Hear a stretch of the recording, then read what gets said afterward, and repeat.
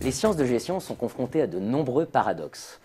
Bien souvent, on voit la gestion comme l'art d'améliorer la performance de l'entreprise, pour faire bref.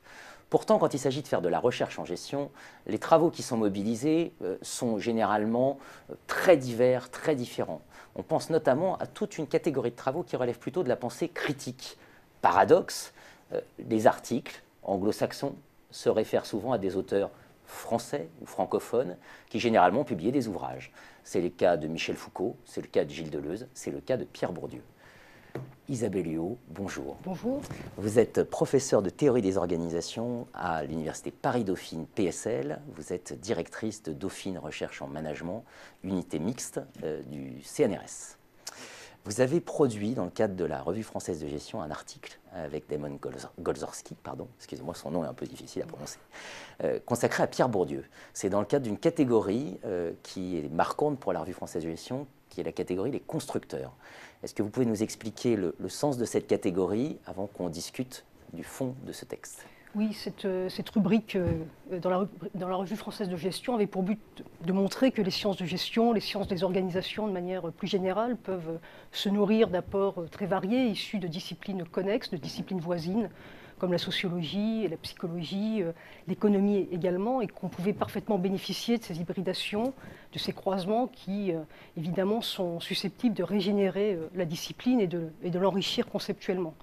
Donc, de ce point de vue-là, c'est une rubrique qui s'est avérée assez stimulante pour les sciences de gestion de manière générale. Avec cette idée qu'il y a quand même quelques grands auteurs ou quelques grandes figures que l'on gagne à mobiliser, c'est le cas de Pierre Bourdieu. Alors c'est le cas de Pierre Bourdieu, et comme vous l'avez bien dit en introduction, le paradoxe est que Pierre Bourdieu est très utilisé, a été utilisé dans les études critiques en management, dans les pays anglo-saxons en particulier, et assez peu dans le champ de la recherche française en sciences de gestion.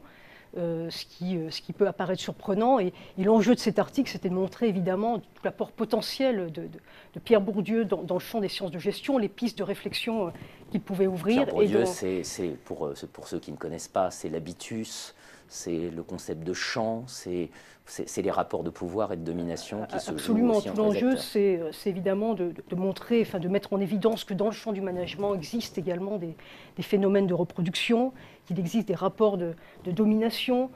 C'est l'idée que dans le champ du management et dans le champ des organisations, il y a lieu aussi de mettre en avant les effets parfois violents que peuvent exercer des structures sociales.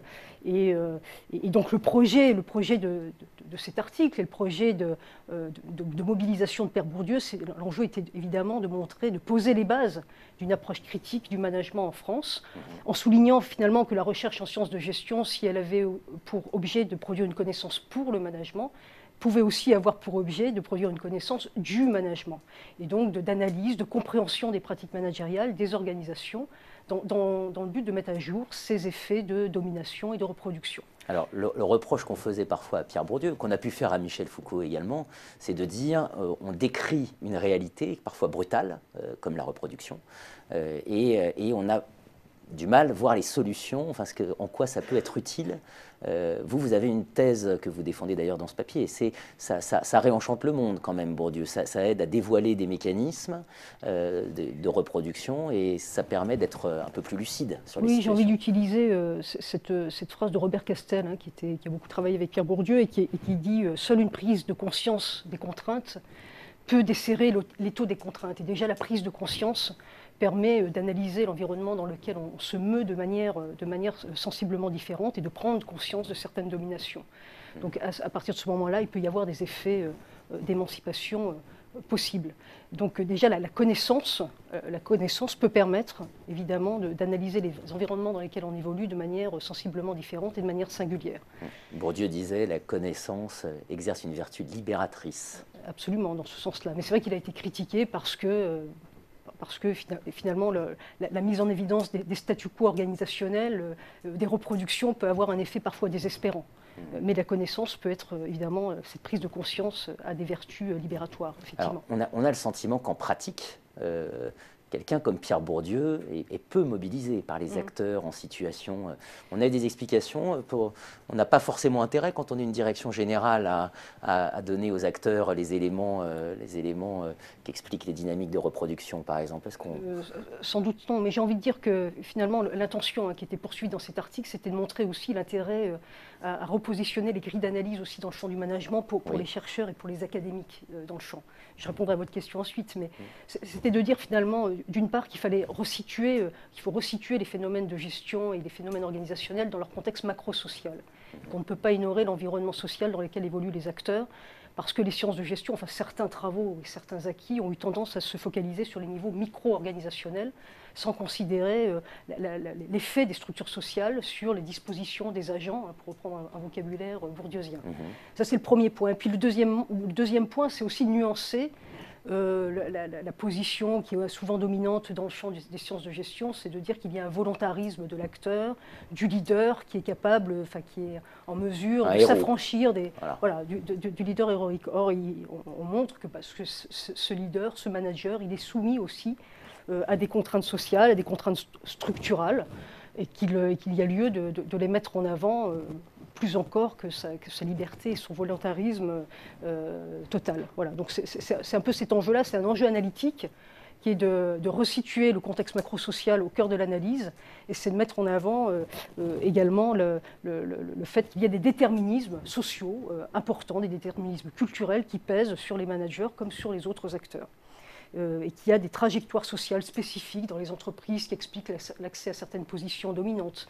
Il y a des luttes du pouvoir dans le champ de l'entreprise, que les processus de recrutement et d'accession aux positions dominantes peuvent être analysés à l'aune de ces grilles bourdieusiennes.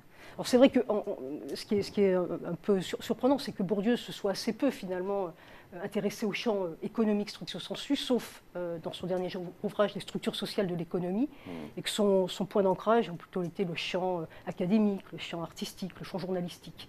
Donc on voit dans son dernier ouvrage l'apport aussi potentiel de ces analyses pour le champ une grande méfiance quand même de l'organisation et du management. De l'économie, Pierre Bourdieu. Hein. Oui, bien sûr, oui, ce n'était pas son champ d'analyse prioritaire. Voilà. Vous pensez pour conclure, qu'un auteur comme Pierre Bourdieu fait partie des auteurs qui peuvent permettre de résoudre ce divorce qu'on regrette toujours entre la théorie et la pratique, entre la recherche et l'utilité de la connaissance? Oui, alors l'utilité de la connaissance, et c'est ça qui est important, je pense aussi à redire pour les sciences de gestion, pour une pluralité d'acteurs, qui s'adresse évidemment aux managers, aux dirigeants, mais comme vous l'avez dit, c'est pas très glamour hein, de tenir ce discours de la reproduction et de la domination pour un dirigeant. En revanche, un discours qui peut s'adresser à des salariés, à des consommateurs, à une pluralité de parties prenantes dans le champ du management qui évidemment concerne une grande pluralité d'acteurs dans la société actuelle, qui est une société très managérialisée, dans laquelle les dispositifs managériaux occupent une place centrale pour un très grand nombre d'acteurs. Et se diffusent bien au-delà du champ de l'organisation et de l'entreprise. Absolument. Très bien, Isabelle Huot, merci de votre venue et merci de cet éclairage. Donc, un article dans le cadre de la série Les Constructeurs sur Pierre Bourdieu à lire dans la Revue française de gestion. Merci.